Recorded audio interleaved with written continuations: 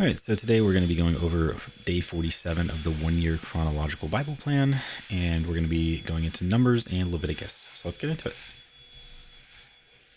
Numbers 8, setting up the lamps. The Lord said to Moses, "Speak to Aaron and say to him, when you set up the lamps, see that all seven light up the area in front of the lampstand." Aaron did so. He set up the lamps so that they faced forward on the lampstand, just as the Lord commanded Moses. This is how the lampstand was made. It was made of hammered gold from its base to its blossoms. The lampstand was made exactly like the pattern the Lord had shown Moses. The setting apart of the Levites. The Lord said to Moses, "Take the Levites from among all the Israelites and make them ceremonially clean. To purify them, do this: sprinkle the water of cleansing on them. Then have them shave their whole bodies and wash their clothes, and so they will purify themselves. Have them take a young bull with its grain offering of the finest flour mixed with olive oil. Then you are to take a second young bull for a sin offering. Bring the Levites to the front of the tent of meeting and assemble the whole Israelite community. You are to bring the Levites before the Lord, and the Israelites are to lay their hands on them. Aaron is to present the Levites before the Lord as a wave offering from the Israelites, so that they may be ready to do the work of the Lord. Then the Levites are to lay their hands on the heads of the bulls, using one for a sin offering to the Lord, and the other for a burnt offering to make atonement for the Levites. Have the Levites stand in front of Aaron and his sons, and then present them as a wave offering to the Lord. In this way, you are to set the Levites apart from the other Israelites, and the Levites will be mine. After you have purified the Levites and presented them as a wave offering, they are to come to do their work at the tent of meeting. They are the Israelites who are to be given wholly to me.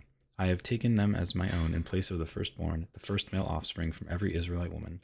Every firstborn male in Israel, whether human or animal, is mine. When I struck down all the firstborn in Egypt, I set them apart for myself. And I have taken the Levites in place of all the firstborn sons in Israel. From among all the Israelites, I have given the Levites as gifts to Aaron and his sons, to do the work at the tent of meeting on behalf of the Israelites and to make atonement for them, so that no plague will strike the Israelites when they go near the sanctuary. Moses, Aaron, and the whole Israelite community did with the Levites just as the Lord commanded Moses. The Levites purified themselves and washed their clothes. Then Aaron presented them as a wave offering before the Lord and made atonement for them to purify them. After that, the Levites came to do their work at the tent of meeting under the supervision of Aaron and his sons. They did with the Levites just as the Lord commanded Moses. The Lord said to Moses, "This applies to the Levites. Men 25 years old or more shall come to take part in the work at the tent of meeting, but at the age of 50 they must retire from their regular service and work no longer. They may assist their brothers in performing their duties at the tent of meeting, but they themselves must not do the work. This, then, is how you are to assign the responsibilities of the Levites." Numbers 9. The Lord spoke to Moses in the desert of Sinai in the first month of the second year after they came out of Egypt. He said, "Have the Israelites celebrate the Passover at the appointed time. Celebrate it at the appointed time at twilight on the 14th day of this month, in accordance with all its rules and regulations." So Moses told the Israelites to celebrate the Passover, and they did so in the desert of Sinai at twilight on the 14th day of the first month. The Israelites did everything just as the Lord commanded Moses, but some of them could not celebrate the Passover on that day, because they were ceremonially unclean on account of a dead body. So they came to Moses and Aaron that same day and said to Moses, "We have become unclean because of a dead body. But why should we be kept from presenting the Lord's offering with the other Israelites at the appointed time?" Moses answered them, "Wait until I find out what the Lord commands concerning you." Then the Lord said to Moses, "Tell the Israelites, when any of you or your descendants are unclean because of a dead body or are away on a journey, they are still to celebrate the Lord's Passover, but they are to do it on the 14th day of the second month at twilight. They are to eat the lamb together with the unleavened bread and bitter herbs. They must not leave any of it till morning or break any of its bones. When they celebrate the Passover, they must follow all the regulations. But if anyone who is ceremonially clean and not on a journey fails to celebrate the Passover, they must be cut off from their people for not presenting the Lord's offering at the appointed time. They will bear the consequences of their sin. A foreigner residing among you is also to celebrate the Lord's Passover in accordance with its rules and regulations. You must have the same regulations for both the foreigner and the native born." Leviticus 1. The burnt offering. The Lord called to Moses and spoke to him from the tent of meeting. He said, Speak to the Israelites and say to them, when anyone among you brings an offering to the Lord, bring as your offering an animal from either the herd or the flock. If the offering is a burnt offering from the herd, you are to offer a male without defect. You must present it at the entrance to the tent of meeting so that it will be acceptable to the Lord. You are to lay your hand on the head of the burnt offering, and it will be accepted on your behalf to make atonement for you. You are to slaughter the young bull before the Lord, and then Aaron's sons, the priests, shall bring the blood and splash it against the sides of the altar at the entrance to the tent of meeting. You are to skin the burnt offering and cut it into pieces. The sons of Aaron the priest are to put fire on the altar and arrange wood on the fire.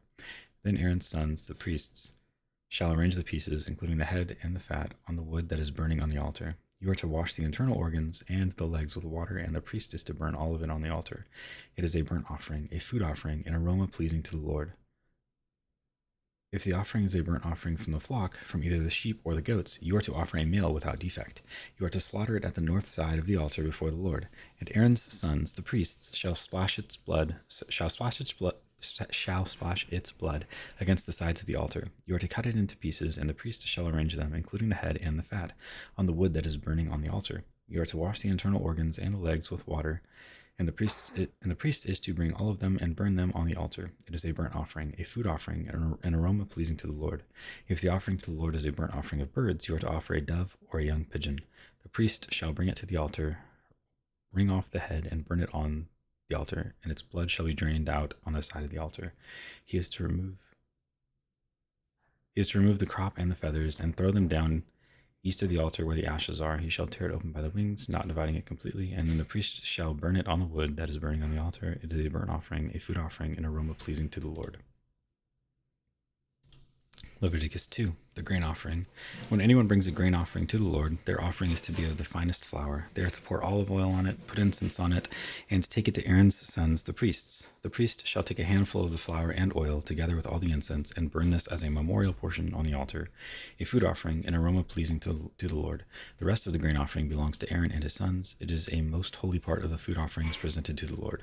If you bring a grain offering baked in an oven, it is to consist of the finest flour, either thick loaves made without yeast and with olive oil mixed in, or thin loaves made without yeast and brushed with olive oil. If your grain offering is prepared on a griddle, it is to be made of the finest flour mixed with oil and without yeast. Crumble it and pour oil on it. It is a grain offering. If your grain offering is cooked in a pan, it is to be made of the finest flour and some olive oil. Bring the grain offering made of these things to the Lord. Present it to the priest, who shall take it to the altar. He shall take out the memorial portion from the grain offering and burn it on the altar as a food offering, an aroma pleasing to the Lord. The rest of the grain offering belongs to Aaron and his sons. It is a most holy part of the food offerings presented to the Lord. Every grain offering you bring to the Lord must be made without yeast, for you are not to burn any yeast or honey in a food offering presented to the Lord. You may bring them to the Lord as an offering of the first fruits, but they are not to be offered on the altar as a pleasing aroma. Season all your grain offerings with salt. Do not leave the salt of the covenant of your God out of your grain offerings. Add salt to all your offerings. If you bring a grain offering of first fruits to the Lord, offer crushed heads of new grain roasted in the fire. Put oil and incense on it. It is a grain offering. The priest shall burn the memorial portion of the crushed grain and the oil, together with all the incense, as a food offering presented to the Lord. Leviticus 3, the fellowship offering. If your offering is a fellowship offering, and you offer an animal from the herd, whether male or female, you are to present before the Lord an animal without defect. You are to lay your hand on the head of your offering and slaughter it at the entrance to the tent of meeting. Then Aaron's sons, the priests, shall splash the blood against the sides of the altar. From the fellowship offering, you are to bring a food offering to the Lord, the internal organs and all the fat that is connected to them, both kidneys with the fat on them near the loins, and the long lobe of the liver, which you will remove with the kidneys. Then Aaron's sons are to burn it on the altar, and on top of the burnt offering that is lying on the burning wood, it is a food offering, an aroma pleasing to the Lord. If you offer an animal from the flock as a fellowship offering to the Lord, you are to offer a male or female without defect.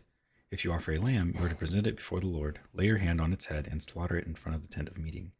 Then Aaron's sons shall splash its blood against the sides of the altar. From the fellowship offering, you are to bring a food offering to the Lord. Its fat, the entire fat tail cut off close to the backbone, the internal organs and all the fat that is connected to them, both kidneys with the fat on them near the loins, and the long lobe of the liver, which you will remove the kidneys. The priest shall burn them on the altar as a food offering presented to the Lord. If your offering is a goat, you are to present it before the Lord. Lay your hand on its head and slaughter it in front of the tent of meeting. Then Aaron's sons shall splash its blood against the sides of the altar. From what you offer, you are to present this food offering to the Lord, the internal organs and all the fat that is connected to them, both kidneys with the fat on them near the loins, and the long lobe of the liver, which you will remove with the kidneys. The priest shall burn them on the altar as a food offering, a pleasing aroma. All the fat is the Lord's. This is a lasting ordinance for the generations to come. Wherever you live, you must not eat any fat or any blood. And that is day 47.